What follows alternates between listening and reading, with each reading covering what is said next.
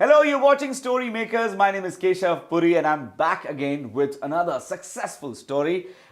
This is a story of a boy, right, who started at a very tender age, which is 14 years.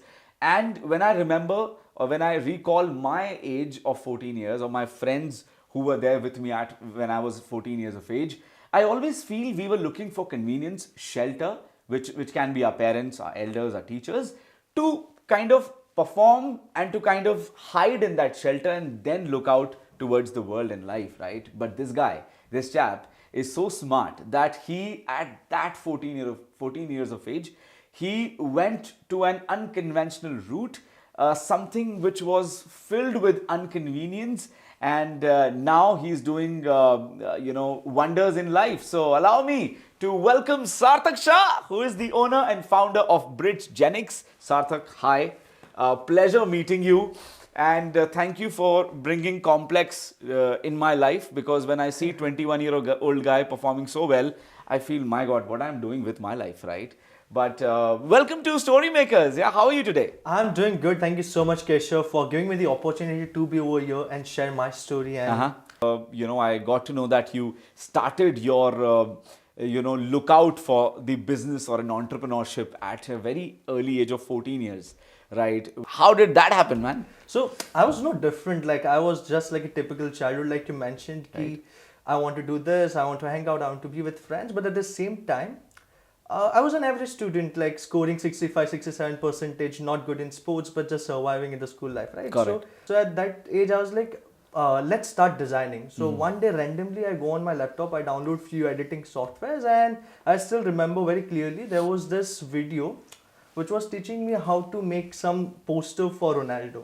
Okay. But I wanted to give myself a challenge, so I was like, I want to do something different. So, man, Right. इसके steps follow करूँगा. I'll follow the steps, but I'll make it for Messi. So there are different stock images, so it will be different for me. So I was like, okay, I'll do it with Messi. Next day, after creating that creative of Messi, I went to school and showed it to my friends. Let's see, guys, I know how to do design, and Right. this is what I've created. So Right. if you have anything which is into designing, let me know. I can design it for you guys. Okay. And at that time, in real life, I didn't know anything. Right. It was just one video which I saw, and I started creating. Right. Step by step, from just designing, I went into photography. So I used to do model shoots. I used to also go to club at the age of Wow. 16, which is not legally allowed. Of course. But as a photographer, I was able to do that. Because you're working. Yeah, I was That's your working. job, right? Yeah. So I was able to do that. So I did that also. Time crypto came into my life when I started hearing about crypto. Whenever we are young, we have that curiosity. Ki, Right. how does this things operate? Right. And that's how I entered step by step. So started from an editor to a photographer, then ran a marketing agency which I still run. Wow. And now also crypto is something which I dominantly do. But this is majorly what you're doing, right? Because Correct, yeah. Crypto is all that you are into, because I got to know you were a Bitcoin enthusiast. You're completely into FinTech, right? You said you were an editor, right? Hanji. You were also a photographer, right? Which is a completely glamorous world. You know, girls all around, makeups happening, parties happening, all of that, right? All the jazz that we all know about the entertainment sector, right? Jumping from that to fintech, which is all about numbers and mad people with specs and working day in day out just to get money, and there's no glam there. So like, how did you cut off from that glam factor and then you thought, okay, now I'll enter fintech and I'll properly dive into something which is all about numbers and money? So being from a Gujju family, business is something Gujarati. Gujarati, right? So In the blood. in the blood. So that's Right. something which was in the blood itself. You see that finance and do something unconventional, which Right. no one is doing around you, Right. makes you unique more. And crypto was something 10 years back hardly people knew. It was not even mainstream. True that. Crypto got mainstream in 2017, True 18 that. when people, retail investors, people got to know about crypto. But when you were before that and you have identified that potential, so whenever it's going to be its prime time, people are going to come to you. So again, the glam is going to come to me, and I'm sitting over here. Right. Who are the people at your back who were there? Okay, go ahead, we'll manage. So family was obviously there, and father especially, because I still work in my family business, like where we run around 18 different business. Wow. And my father was the one, actually, he's like into 40s. He was the one who introduced me to crypto. That's how I decided, okay, this is what I want to do, and this is where I will head my career. Super, man. I guess your journey looks great. So, if I ask you, in your opinion, what role will NFTs, which is non-fungible tokens, play in the future of world of virtual assets? So the NFT, there's a very funny story. So NFTs were introduced and known to people around 2015-16. Okay. Okay. NFTs were there, but Right. it was not at all mainstream. In 2020, when the after the COVID hit, Bitcoin went around 60,000, Right. and that's when the hype of NFTs started. Right. So when you started your career, right, and you came into this blockchain industry, this crypto thing, and all of that, and having a proper business in fintech world, what were the challenges that you faced? Because people who are watching this right now, so there will be a lot of people who are actually trying to build a company or probably having career in fintech world, but they are facing challenges in crypto and how to solve problems in blockchain, all of that. The challenges which I faced when I was like, I decided, okay, this is what I want to do, and I want to start business out of it. Like, I want to manage investments and I want to trade in this market. The most important challenge was there were no regulation. Crypto was legal, but regulations were not there. In simple terms, if I explain, let's assume if you are investing into stock market, if unfortunately, God forbid, if something bad happens to you, you can go to SEBI and report that particular broker or that Right. particular company. Right. SEBI is a regulatory body Right. for whatever good or bad happens in the stock market space. Similarly, if something goes wrong in bank, RBI is there. Right. I'm talking just about the Indian market. Right. Now, the challenge which I faced, or most of the people who started at that time when we were starting and making them as a mainstream. 7-8 years back. 7-8 years back, around 2016-17. Okay. There was no regulation. At the same time, it was a relatively new space. Like 7-8 years back, it would have been hardly 5 years Bitcoin has been launched, 5 or 6 years. Right. So there was no track history, there was no record. So since my primary business which I wanted to start was managing investments for people. So if you are an investor, it was very hard for me to explain you what's crypto, what is the future of Bitcoin, because it's purely tech and there is no data to track for you. And it was not at all mainstream. And the most biggest problem which happened at that time is that people with half-baked knowledge started flourishing the market that Bitcoin is a thin air, Bitcoin is used for terrorism, Bitcoin is used for XYZ, which made the investors more conservative. At the same time, what government took at that time, they simply banned crypto in 2018. I know. So I won't say that it was a wrong decision or it was. At the end, you also need to understand from the government's perspective. Of course, What would they do? Because it's something which became a mainstream overnight. Like Right. overnight, people started talking about Bitcoin. True. Before that, no one knew. Now there are a lot of people who are just entering into this world, Bitcoin, crypto, all of that. So what precautions you suggest people should take to mitigate risks and to have more of a profit when they enter probably in the first year, second year of their entrepreneurial journey? First is the legalization. What happens in India also, there are many exchanges who are working on an offshore license. Okay. Indian government has, as of now, not issued any what we say Indian license, but they are not even having an Indian entity. They are just purely working on offshore license. So first, if you're being an Indian and if you want to be safe, that if God forbid something wrong happens to you, you at least have an in-house Indian entity where you can, against which you can file a report. Of course. Right. Of course. Second is the exchange which you are choosing, how much global recognition that platform has, or what sort of liquidity that platform Which has. is also very important.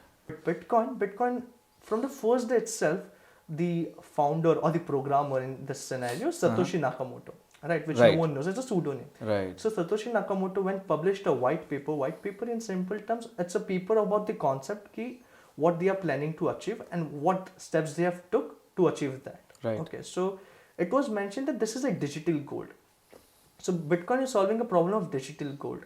Right. So it is an asset which can be mined just there is a mining for gold. There is also mining for Bitcoin. Of course. First thing. Of course. Second thing, in gold you cannot what we say have small quantity of gold. Either you will be purchasing a certain bar or certain jewelries. Of right? course. Yeah. But- in the form of jewelry. But in Bitcoin, you can do fractional investment also. If you want to buy 0.01, which is $10, you can buy Right. that also. Right. Second is storage of gold is a very big problem. Correct. Right. Mobility of gold is a very big Very problem. big problem. but with Bitcoin, it can It's be virtual. mobilized, Yeah. it can be fractionalized, investments can be done. For auditing into crypto, there are companies like Blockchain Consortium, Sarthak. So investors can simply go and see their reports of whatever coins or crypto projects they're looking to invest. They can simply go and search their name on those particular website and see whether those projects have been audited or not. If it's Right. not audited, then it's a big no. So these are the few steps which an investor should look out. Right. First, the platform, because that's where they're going to Exchange. trade, right? The Right. exchange. Second is what's the concept, what's the reason of that particular project, and who is the one who is backing that idea. Right. And the third is that okay, because people can have big mouth, they can say we are going to do this, we are going to do that. It needs to be audited, right? True. So third, look at the audit companies whether they have audited or not. So tell us about BitGenix. B, tell us what problems you are solving, and there are a lot many platforms available in the market. How BitGenix is different from all the platforms which are available for people to go in and invest.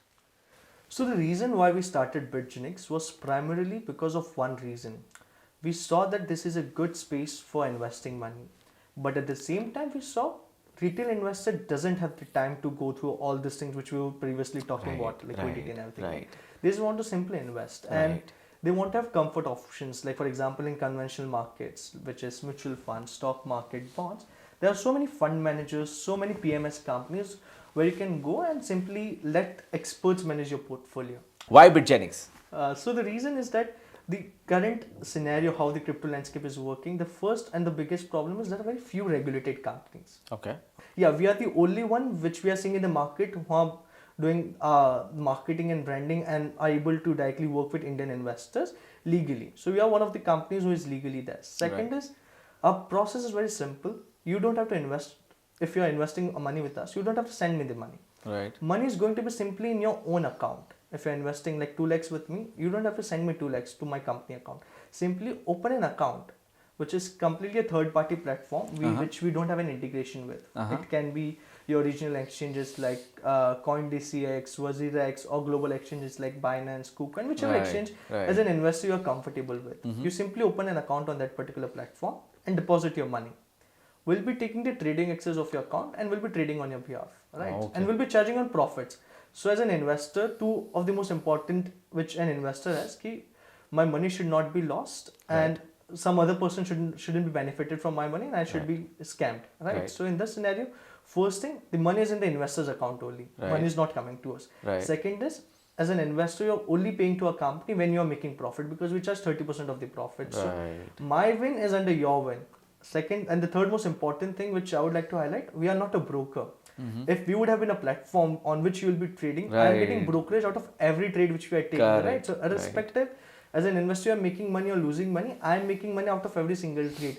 But the reason why we didn't start any such thing is just that to give that level of trust and comfort to the investor, where they only know that our win is only in their win. So it's a profit sharing model, and this is the why which we have been able to grow. And in last 3 years, we are managing around more than $36 million asset under management. And we are not just present in India.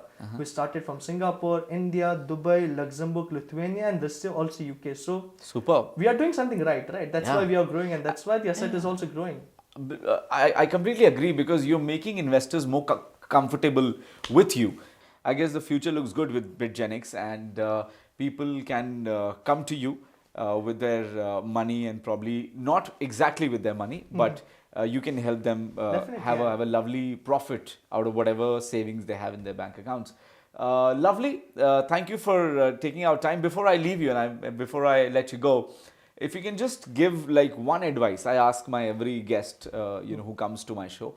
So the advice which I would like to give that particular person who's sitting at their home and watching videos like this or many other such videos, most important thing is to come out of this video zone and actually start implementing. Right? All of us watch motivational videos. So true, man. Most important is to, after that motivation is in your body, you need to start executing. That's a first on a general entrepreneurial level. Coming to the crypto side, you need to be very proactive of what's happening in the market. You need to, because it's a tech space, and like I was mentioned before also, now the audience is very proactive. They won't think, they will first do and then they will think. True. So you need to be up ahead with the trends. And how can you do that? Is by simply actively following major crypto trends, see where the market is heading, what sort of new technologies are getting involved. So in this way, if you're a tech person, you will be able to know the new languages or the new concepts which are there in the crypto. You can stay ahead of those. True As that. an investor, you will be you will be known to future markets or future divisions of crypto where you should be looking to invest your money. So most important for any person who is looking to start their business is to come out that comfort zone of just looking at videos. Don't think, just do is what we learned from Sarthak. Thank you so much, Sarthak, Thank you for so taking our much. time. Pleasure talking to you, man. All right, so you watch this lovely guy, young chap, 21 years old. By his talks, he doesn't look like that, but the legit age is that.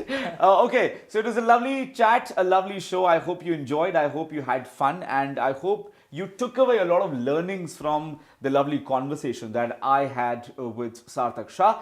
I will see you in the next episode with another wonderful, successful story. Till then, keep watching Story Makers.